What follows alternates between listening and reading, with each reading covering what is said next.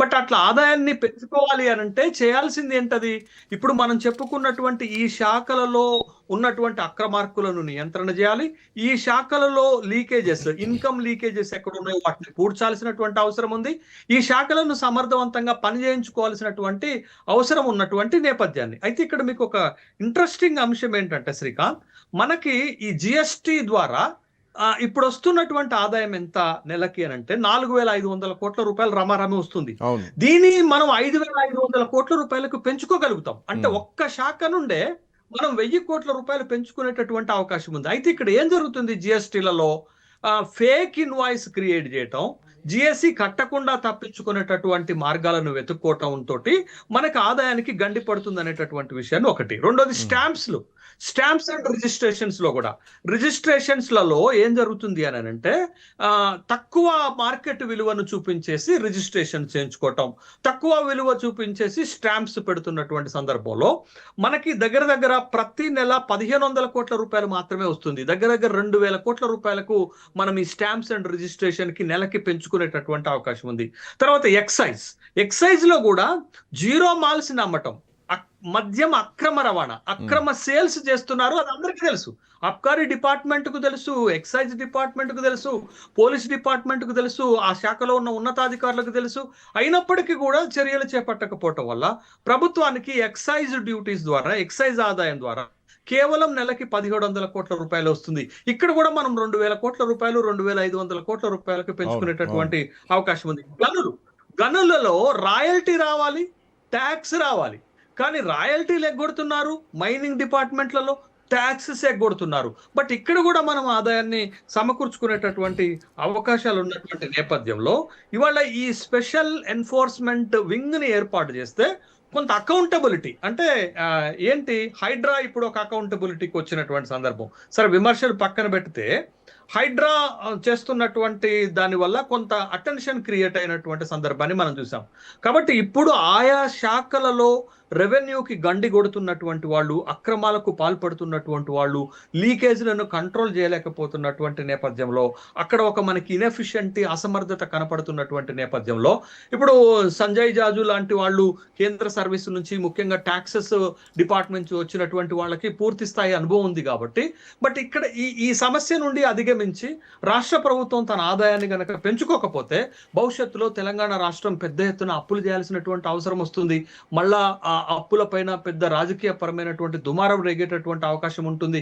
కాబట్టి ఈ సమస్యలన్నిటి నుంచి బయటపడటానికి రేవంత్ రెడ్డి గారి దగ్గర ఉన్నటువంటి ఏకైక మార్గం ఏంటి అంటే, రాష్ట్ర ప్రభుత్వము ఆదాయం వచ్చే శాఖలలో లీకేజెస్ ని కంట్రోల్ చేసి తన ఆదాయాన్ని పెంచుకొని గండి కొడుతున్నటువంటి వాళ్ళని నియంత్రణ చేయడానికి ఒక స్వతంత్ర ప్రతిపత్తి కలిగినటువంటి ఒక ఏజెన్సీని, ఒక పూర్తి స్థాయి అకౌంటబిలిటీ ఉన్నటువంటి ఏజెన్సీని ఏర్పాటు చేస్తే ఎలా ఉంటుంది అనేటటువంటి ఒక ప్రాథమికమైన చర్చలు జరిగాయి.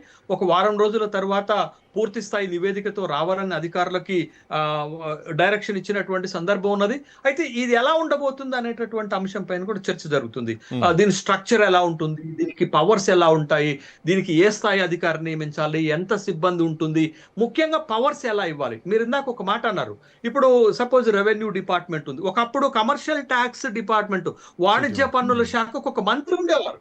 మీకు ఉమ్మడి ఆంధ్రప్రదేశ్ ఉన్నప్పుడు వాణిజ్య పన్నుల శాఖకి స్పెషల్ గా మంత్రి ఉండేటటువంటి వాడు, అప్పుడు రెవెన్యూ శాఖ మంత్రి కూడా ఉండేటటువంటి వాడు. బట్ ఇప్పుడు ఉన్నటువంటి పరిస్థితులలో మనం ఒక 18 మంది, అంటే 17+1 మంది మంత్రులను మాత్రమే ఎంగేజ్ చేసుకోగలుగుతాం. కాబట్టి ఒక్కొక్క దాదాపు 3-4 శాఖలకు ఒకే మంత్రి ఉండేటటువంటి పరిస్థితి ఉన్నటువంటి నేపథ్యంలో దేనికి మంత్రులు న్యాయం చేయలేకపోతున్న సందర్భంలో ఆయా డిపార్ట్మెంట్ నుంచి వచ్చేటటువంటి, ఆయా శాఖల నుంచి వచ్చేటటువంటి ఆదాయం పెరగకపోవటము, ఇట్లాంటి అవినీతి కార్యక్రమాలని నియంత్రణ చేయలేకపోవటం తోటి, బట్ ఇప్పుడు ఒక స్వతంత్ర ఏజెన్సీని కనుక ఏర్పాటు చేస్తే, దానికి ఒక అకౌంటబిలిటీని అప్పచెప్తే అది చేసేటటువంటి పని కొంత ఎఫెక్టివ్ గా ఉంటుందని రాష్ట్ర ప్రభుత్వం ఆలోచన చేస్తుండొచ్చు అనేటటువంటి అభిప్రాయం కలుగుతుంది. కాబట్టి బట్ ఈ ఏజెన్సీ ద్వారా గనక, ఈ వింగ్ ద్వారా గనక ఇవన్నీ చేయగలిగితే, సక్సెస్ఫుల్ గా చేయగలిగితే రాష్ట్ర ప్రభుత్వ ఆదాయం పెరుగుతుంది. ఇప్పుడు మనకు ఒక రెవెన్యూ శాఖ ఉంది. మన తెలంగాణలో కొన్ని శాఖలకి పెర్ఫార్మెన్స్ ఇండెక్సెస్ గనక ఇస్తే, అట్టర్ ఫ్లాప్ పెర్ఫార్మెన్స్ ఇండెక్స్ దేనికి పోతుంది అంటే రెవెన్యూ శాఖకు పోతుంది. నేను ట్రూగా చెప్తున్నాను, రెవెన్యూ శాఖ చాలా పూర్ పెర్ఫార్మెన్స్ ఉంది, విద్యాశాఖ చాలా పూర్ పెర్ఫార్మెన్స్ ఉన్నటువంటి సందర్భం, మున్సిపల్ శాఖ చాలా పూర్ పెర్ఫార్మెన్స్ ఉన్నది, ఫైనాన్షియల్ శాఖ కూడా చాలా పూర్ పెర్ఫార్మెన్స్ ఉంది. బట్ వీటిని నిర్వహించేది ఎవరు తెలుసా?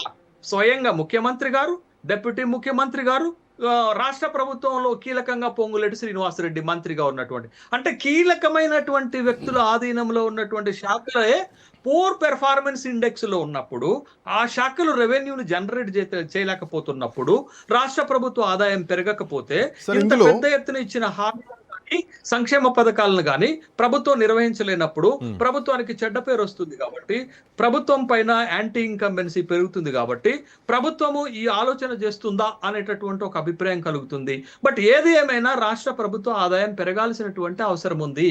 రాష్ట్ర ప్రభుత్వం గనక తన ఆదాయాన్ని పెంచుకోకపోతే, ఇదే లోటు ఇలా కొనసాగితే రాబోయే రోజుల్లో అంటే మీరు అంటున్నారు రాష్ట్ర ప్రభుత్వం ఆదాయం పెంచుకోవాలి. సో కారణం ఏంటంటే లీకేజ్లు ఎక్కడున్నాయి, ఎక్కడ గండి కొడుతున్నారు, ఎక్కడ అక్రమార్కులు ఉన్నాయి, వీళ్ళపైన నజర్ పెట్టడానికే ఒక కొత్త వింగ్ని తీసుకొస్తున్నారంటే సొంత నేను పొలిటికల్ యాంగిల్లో మాట్లాడుతున్నారు సార్. దీన్ని పొలిటికలైజ్ కూడా ఒకసారి మాట్లాడాల్సినటువంటి అవసరం ఉంది, మీలాంటి వాళ్ళ దగ్గర నుంచి వినాలి కూడా.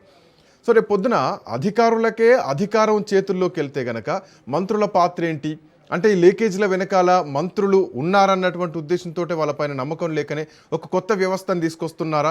మీరు అన్నట్టు నార్కోటిక్ విభాగం వేరు, ఈగల్ లాంటి సంస్థ వేరు, హైడ్రా లాంటి సంస్థ వేరు. ఇదంతా అక్రమార్కులు, చెరువులు, ప్రకృతికి సంబంధించింది, అది విద్యార్థులకు, యువత జీవితానికి సంబంధించింది.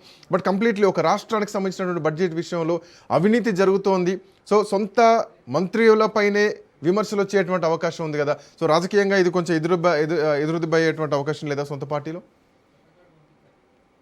ఇప్పుడు రాబోయేటటువంటి వింగ్ కానీ ఏజెన్సీ కానీ అది స్వతంత్ర ప్రతిపత్తి కలిగినటువంటి ఏజెన్సీ అని అనుకుందాం. ఒకవేళ అట్లాంటి పవర్స్ అంటే అల్టిమేట్ లెజిటిమేట్ పవర్స్ దానికి ఇస్తే, ఖచ్చితంగా ఆయా శాఖలకు సంబంధించినటువంటి మంత్రులు పవర్స్ తగ్గినట్టుగానే మనం భావించాలి కదా. అదే ఇప్పుడు అధికారులకు మధ్య మంత్రుల మధ్య తర్వాత ఈ సమన్వయం గనక లేకపోతే అది పూర్తి స్థాయి పాలన పైన ప్రభావం పడుతుంది అనేటటువంటిది. ఒక కొత్త స్వతంత్ర ఏజెన్సీని గనక ఏర్పాటు చేసి దానికి ఫుల్ పవర్స్ గనక లెజిటిమేట్ పవర్స్ గనక ఇస్తే, ఖచ్చితంగా ఆయా డిపార్ట్మెంట్లకు సంబంధించినటువంటి అధికారులు నామినల్ అవుతారు. ఆయా డిపార్ట్మెంట్లను, ఆయా శాఖలు నిర్వహించేటటువంటి మంత్రుల యొక్క అధికారాల్లో కూడా కోతపడినట్టుగానే మనం భావించాల్సినటువంటి అవసరం ఉంటుంది. బట్ అది చూస్తారా, స్టేట్ ఇంట్రెస్ట్ చూస్తారా, స్టేట్ రెవెన్యూను పెంచుకునేటటువంటి అవకాశం చూస్తారా, పొలిటికల్ డైమెన్షన్ చూస్తారా అనేటటువంటి అంశం కూడా చర్చకు వస్తుంది. ఆ అంశం పైన కూడా వివాదం నెలకొనేటటువంటి అవకాశం ఉంటుంది ఖచ్చితంగా దీంట్లో కూడా. కాబట్టి ఇప్పుడు ఇవాళ అనేక మంత్రిత్వ శాఖల పైన, మంత్రుల పైన అవినీతి ఆరోపణలు వస్తున్నాయి. అవినీతి ఆరోపణలే కాదు, వాళ్ళు సమర్థవంతంగా ఆ శాఖలను నిర్వహించలేకపోతున్నారు అనేటటువంటి అభిప్రాయాలు కూడా కలుగుతున్నటువంటి నేపథ్యంలో ప్రభుత్వము తన వైఫల్యాలను తానే ఒప్పుకుంటూ ఇలాంటి ఒక ఏజెన్సీలను ఏర్పాటు చేస్తుందా అనేటటువంటి అభిప్రాయం కూడా ప్రజల్లో కలుగుతుంది. బట్ ఇక్కడ కొన్ని సందర్భాల్లో ఇవాళ రంగనాథ్ గారి పైన హైకోర్టు ఎంత తీవ్రమైనటువంటి వ్యాఖ్యలు చేస్తుంది. రంగనాథ్ గారికి ఉన్నటువంటి పవర్స్ పైన, రంగనాథ్ గారి వ్యవహార శైలి పైన ఇవాళ హైకోర్టు పదే కామెంట్ చేస్తున్నటువంటి నేపథ్యంలో ఎక్కడో ఒక గ్యాప్ ఏర్పడుతుంది. రంగనాథ్ గారు తన పరిమితికి మించి అధికారాలను ఉపయోగించుకుంటున్నారు అనేటటువంటి ఒక అభిప్రాయం ప్రజల్లో కలిగితే అది ప్రభుత్వం పైన, ప్రభుత్వం అవలంబించే డెమోక్రసీ విధానాలపైన ప్రభావం చూపెడుతుంది కదా. బట్ ఇది కూడా ఒక స్వతంత్ర, మరీ ముఖ్యంగా ఇది ఫైనాన్స్ రిలేటెడ్ కాబట్టి ఖచ్చితంగా ఇది ఈ ఏజెన్సీ ద్వారా అటు రెవెన్యూ డిపార్ట్మెంటు, ఇటు ఫైనాన్స్ డిపార్ట్మెంటు, అటు వాణిజ్య పన్నుల శాఖకు సంబంధించినటువంటి డిపార్ట్మెంట్ అధికారాలకు కత్తెరబడుతుంది. ఆయా శాఖలు నిర్వహించేటటువంటి మంత్రుల అధికారాలకు కూడా కత్తెరబడేటటువంటి అవకాశం ఉంటుంది కదా. ఆ విధమైనటువంటి అభిప్రాయాలు కూడా వస్తాయి. బట్ ఇప్పుడు చేసే వింగ్ కానీ ఏజెన్సీ కానీ ఖచ్చితంగా అటానమస్ బాడీ అయి ఒక స్వతంత్ర ప్రతిపత్తి కలిగింది అయితేనే మీరు ఏర్పాటు చేసిన దానికి ప్రయోజనం ఉంటుంది, అది సక్సెస్ఫుల్ గా పనిచేయగలుగుతుంది. మళ్ళా అది మంత్రుల కింద, అధికారుల కింద పనిచేసే వ్యవస్థ అయితే అది మరొక విజిలెన్స్ గా ఉంటుంది, మరొక అంతర్గత తనిఖీల విభాగం లెక్కనే ఉంటుంది తప్ప